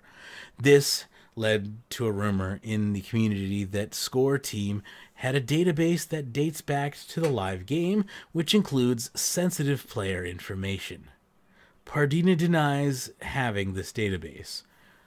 At no point did I or anyone else receive a database containing player names, emails, birth dates, payment information, or any other personally identifiable information, Pardini wrote. Not only would this have been a massive breach of privacy, but that is information that a game server would not only ever need to operate, so it would not ever really would be completely pointless to share. Destroyer shows the sign-up email to Score server that tells players how to character transfer, meaning take a character that existed in the official live version of the game and move it over to the Score server. In addition, in another video, Destroyer seemingly shows that he did manage to transfer his old character. Impressively, Destroyer claims that the Score server doesn't just replicate the original game, but is also adding new content to it, including new abilities and a new leveling cap. In addition, out to Pardini for comment, but did not hear back. As things stand now, the City of Heroes community is raging on the game's subreddit and Facebook group, not so much because of the database claims, which are still unfounded, but because the server very much exists and not everyone was invited to play. However, Pardini wrote that unless the Score team is certain that it will not receive a cease and desist from NCSoft, the NDA regarding Score development will remain in full effect. Pardini also called on players to support another user-created City of Heroes project called Super Entity Game Server, which allows players to run around the game with their characters in a limited environment, but not play the full game as they remember it. As City of Heroes player, Rakilo noted on Reddit, part of the drama he here points to a larger problem with copyright law and the challenge of preserving persistent online games like City of Heroes. Unlike old Super Nintendo games, which can be dumped and copied and shared online forever, despite Nintendo's best efforts to stop this behavior, an MMO needs a live and populated server in order to exist. When a game developer or publisher decides it no longer wants to pay to keep that server running, no one else is legally allowed to step up and fill that void. Even when enterprising players manage to get their hands on the server-side code by reverse engineering client-side communication, the company that owns the rights to the MMO can shut it down with a cease and desist notice. World of Warcraft developer Blizzard, for example, has shut down fan-made legacy servers of the game. Of the legacy servers of the game. A ruling from the Librarian of Congress in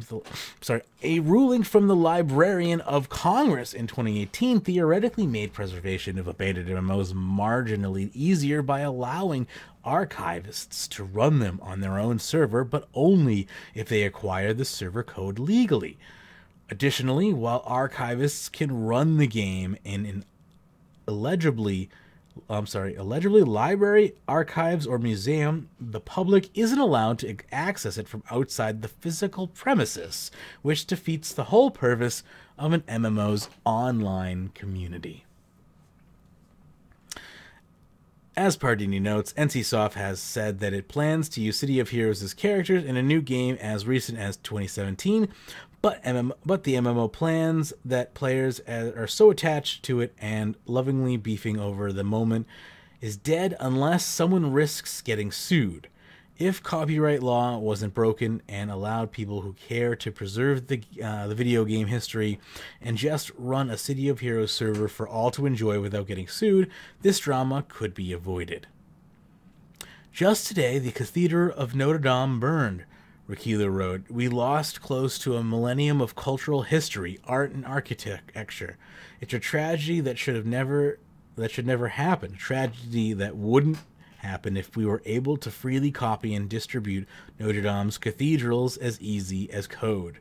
Please do not let City of Heroes become another Notre Dame." That is very, it's a very, very big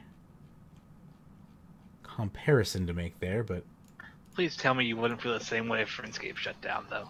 I probably would, but That's all. It's all I can think about when I see posts like this about any autonomous Runescape dead has been surviving in some way. Is been how lucky I am to have fallen in love with one of the few MMOs that has survived the test of time so far. I will agree with that. We are very lucky to have chosen one of the few that has been around this long and not have chosen MapleStory. All right, that was one hell of an article, though. But man, it's sad. It's sad because like I remember, I I went to play Earth and Beyond, which is a Westwood Studios property, and I was a new player in Earth and Beyond, and that game shut down like 2 weeks. 2 weeks into me playing it, I was like, well, guess I'm not playing this game. Yeah, I really can't. Like, I don't even want to think about the idea of RuneScape shutting down. Like, it just makes me sad, and just to think of like all these other smaller communities that have already had that happen, and it's inevitable that someday the game will probably shut down. Oh yeah, someday. Maybe I'll be proven wrong. I still believe in a future where when I think we'll be our old. generation is 80 years old, all the old school MMOs are gonna be like huge again. We're just gonna be in our nursing homes, fucking playing Warcraft and RuneScape. It's gonna be like RuneScape Platinum at that point. Well, what'll happen is like some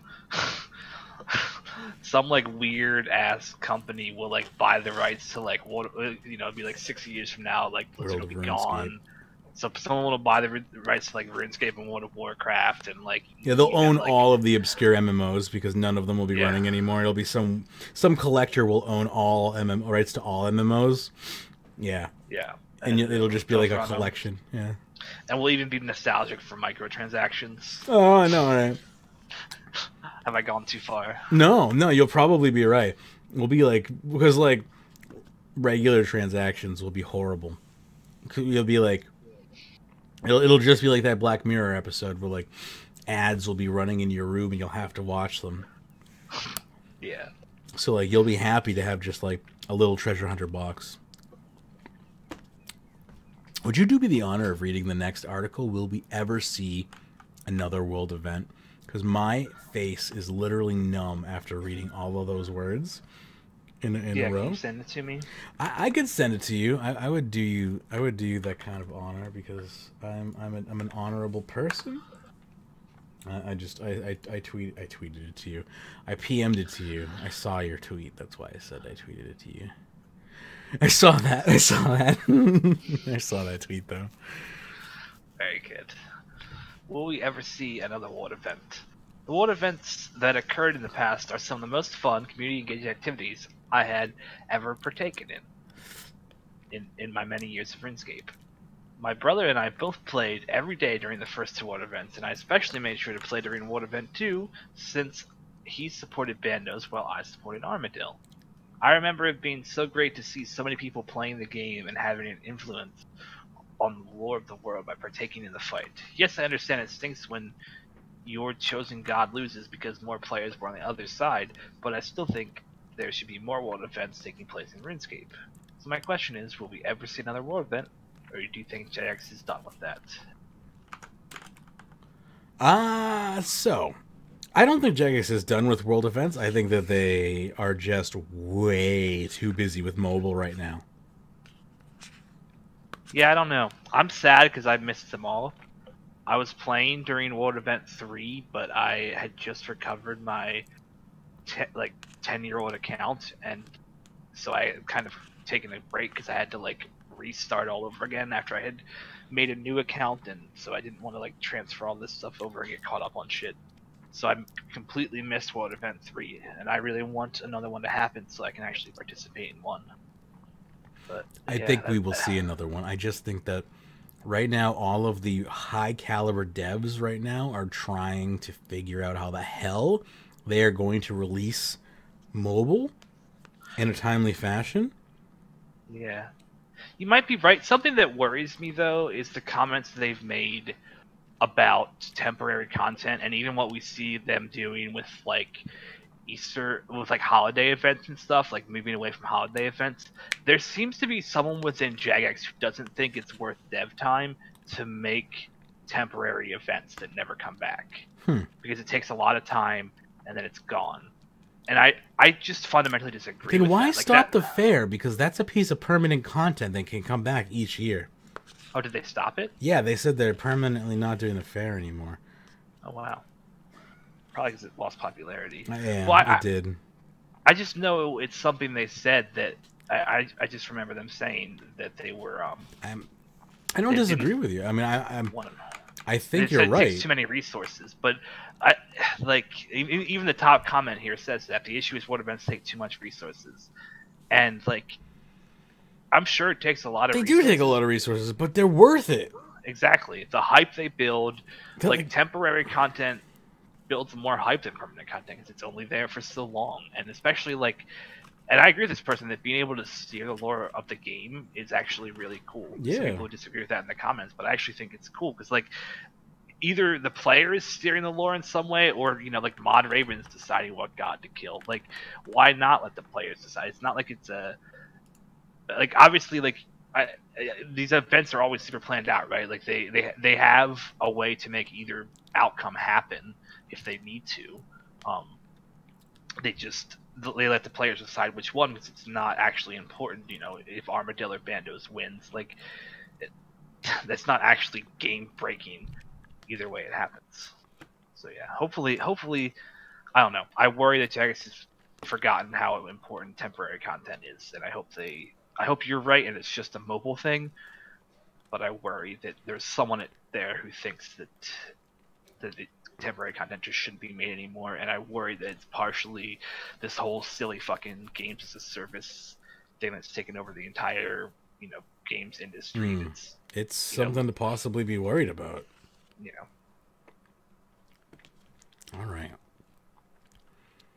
Good up. And if I don't make any more sense, it's because I am basically asleep right now.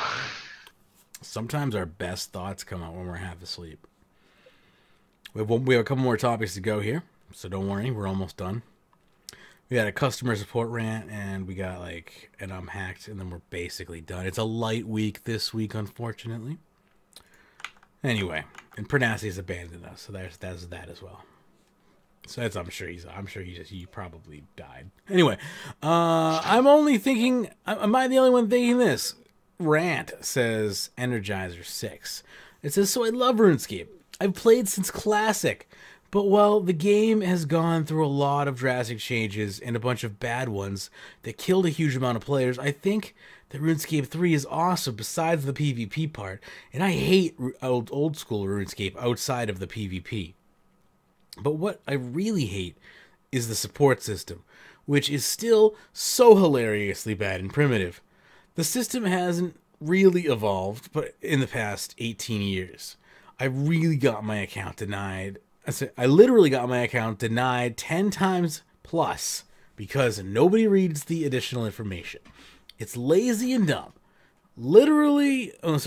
Seriously, I wonder how many people have quit the game since they can't recover their old accounts and can't be asked to make new ones to grind again for a long time. I mean, seriously, who can remember information about the RuneScape account if they can't touch it for years? Almost nobody that played the game that casually. Only thing I can remember is the old security questions, since I had it on all the accounts. It's engraved into my brain. But the password, the ISP creation year, and the month, get real. And then they asked me how did I make members? What the actual F? How the hell? How would I know that I made members? Also, there's no payment option for treasure hunter keys either. There's a bunch of payment options for bonds, no keys, no J-coins. That just shows you how shit and unfinished the system is. I don't know what they're talking about. Today, I got my account back, thankfully. It's either I got lucky, payment information that was that was actually a membership one, or because I was annoying them via email. But that wasn't meant for customer support, which in of itself is ridiculous. I give customer support. So this guy's complaining even though he got his account back? Yep. I have never in 20 years of gaming had issues with any other MMORPG where I can't get my account and password recovered easily. The current RuneScape support system is almost... I'm sorry, this is hard to read. Forgive me. The current RuneScape support system is almost same as having no customer support to begin with, since it's basically RuneScape Classic era system. Now, could you tell me something? Mm-hmm. Would you say in the past 18 years that customer support in RuneScape has changed at all? Yeah, significantly. They lost my first wire transfer. Like, the first payment of members, they straight up lost my money. I had to pay for members twice. I would say that they have improved in the past 18 years. Let's see. And they wouldn't even like. Well, we dredged up some old anger. My current other company. Give Magebit his $5 back.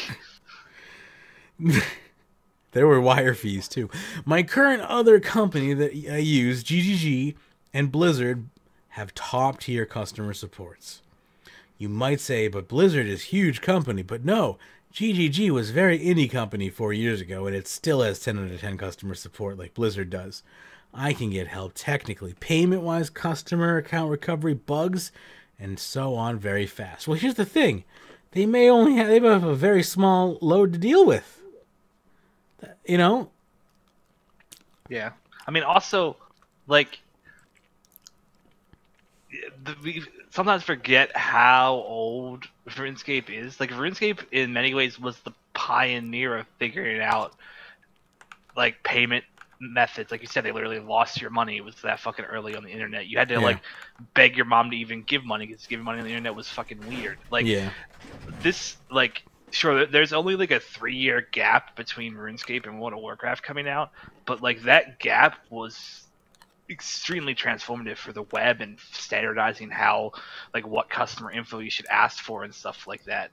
Like, also, if you want to recover an account from fucking Blizzard, like, it's like send them your photo ID to like get it unlocked. But that's because they have done stuff like get your name and stuff, and they have upgraded their the info they get from you, just like Jagex has. But say you made an account 18 years ago, you quit the game, 16 years ago, like, they have barely any info on you. How are they supposed to figure out who you are without asking? Like the They're info not they psychic. were, yeah.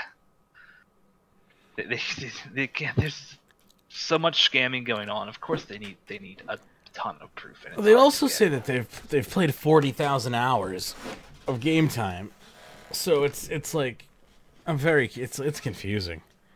Maybe this is that unban service. I'm just gonna move along is what I'm gonna do. Go for it. Got one more post to go here. It's called a sad goodbye, because that's how we're gonna end the show today. Because we don't have Pyrnassius to find us any good rants. And I think this is just a hacked post. It's called A Sad Goodbye for Reasons Beyond My Control. And it says, it's by Ghastly Space. He says, after spending 10 or so years playing, my account was hacked, looted, I assume, and then banned because the person had used it to bot. I found this out maybe 4 months ago and have only just realized how truly sad this has made me. I had no friends when I was younger and just played RuneScape. Welcome to the club. I remember the old tutorial island, the clunky way I'd catch fish, make fires, cook bread, learn combat, and eventually be thrust into the world of Gielinor. I remember finally convincing my parents to buy... Did I write this? To buy me membership, and walking through the gate into Sears Village. Oh, and I walked into the gate of Taverley. Into Sears Village for the first time. And then, how did you walk into the gate of Sears Village for the first time? He didn't. He mixed up Taverley and Sears. I forgot how the game used to be. Yeah, okay. For the first time, looking around and wonder as my world got bigger. I remember the first time I picked a man's pocket. The first Slayer task I ever did. I left for a few years. It's really... Well, there's your mistake. Yeah. It's a really random place to interject that. This is a badly written speech. Just before RuneScape 3 hit, I came back. There's a really big gap. I was flawed. My favorite aspect... No, what? Okay. I was flawed. My favorite aspect of lore was being added to, and we were actively part of making as the World Guardian. So they were happy that they were becoming the World Guardian. I spent a few more years playing, joined a clan, and made some good friends who I befriended in real life. I'm truly sad that I won't ever be able to play the game again. I refuse to make another account and pay all that money just to lose it all over again. By the gods, did I have fun. I'm not very eloquent or good at typing things out, but I just needed to get this out somewhere. It might be understood. Peace out. A devotee of the god of fat and control, Zeros. See ya in about 8 years when you decide to make a new account. The World Guardian. Ghastly Space. The top comment is haha authenticator, by the way. He does reply and says, man, do I wish I had now. So, I mean, he knows what he did wrong. That's a thing. I mean, at least he knows what he did wrong, but he's not going to make another. He's not going to try to remedy the problem. He's just going to peace out. Allegedly. My friend back. Jake's parents refused to buy a membership. You know, we can't all have, have been... My parents refused to buy me membership. I played free to play, and then I ended up playing on my friends' accounts mostly for like 2 years because I couldn't afford membership, so I just like shared accounts with them so I could actually play. So that's why when I came back, my freaking account was super low level. Helping everybody else. Yeah. Right on. It's time for the outro then, I suppose. It wants to correct outro to trout. That's not going to happen. Alright, it's been a good show, I would say. I like that. That is an adorable... emote. Anyway. Thank you so much for tuning into this edition of RuneScape Weekly. We're on social media, in case you didn't know. Facebook.com/RSWeekly. Twitter @RSWeekly. You could join us on Discord. Just toss runescape.chat right into your web browser. That'll redirect you into our Discord channel. Runescape.video. That's our YouTube channel. Magebit.tv. That'll get you over to our Twitch channel. It's pretty sweet, yeah. Don't forget to rate us and review us on iTunes or whatever podcast aggregator you use to obtain the show. You can find us in-game as well. Kill, Skill, and Chill. The letter N in there. Kill, Skill, and Chill. You can also find the clan on the web. RuneScape.club will get you to our Rune Clan rankings. RuneScape.expert will get you to my Rune Clan rankings. How fancy is that? Yeah, you like that? Whatever. It's costing me way too much money for nothing at all. RuneWeek.com, that is the podcast website. RunescapeWeekly.com is the show note archive if I ever decide to get around to updating it. It's going to happen. I got all the show notes chilling here. I'll do it as soon as I get around to finishing the new article that I'm writing for Magebit.me. I'm about I'm about halfway done writing it now. It is taking way longer than I wanted to write, but I'm pouring my heart and soul into it. I've got a lot more to. What? No, you finish. I've got a lot more to put into it before I finish, though.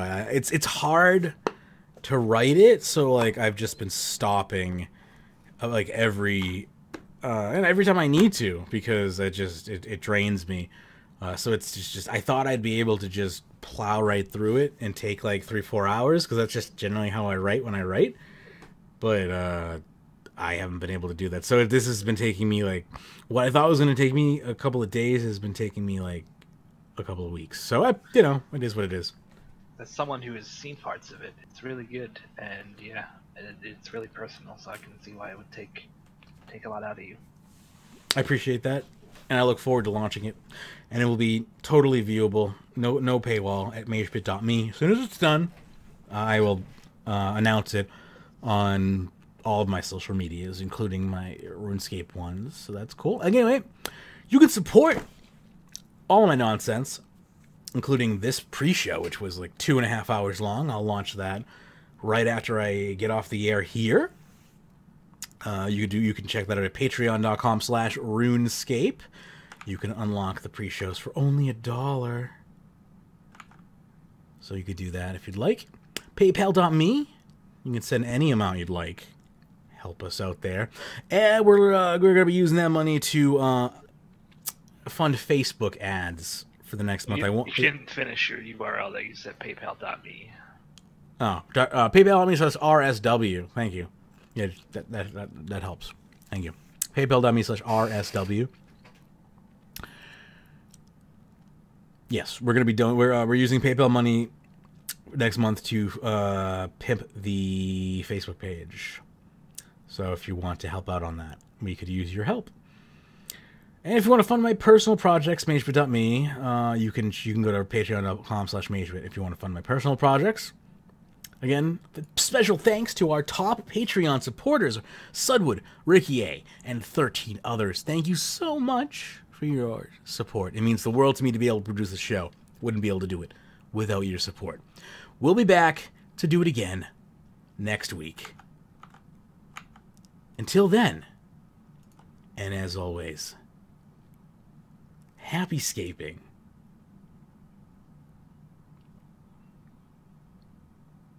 Stay tuned for reruns if you're interested, if you missed any of the show.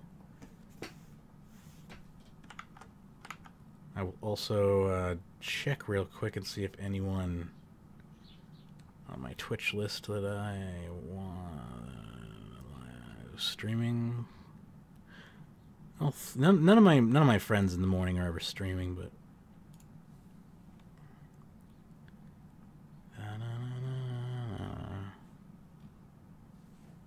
yeah, nope.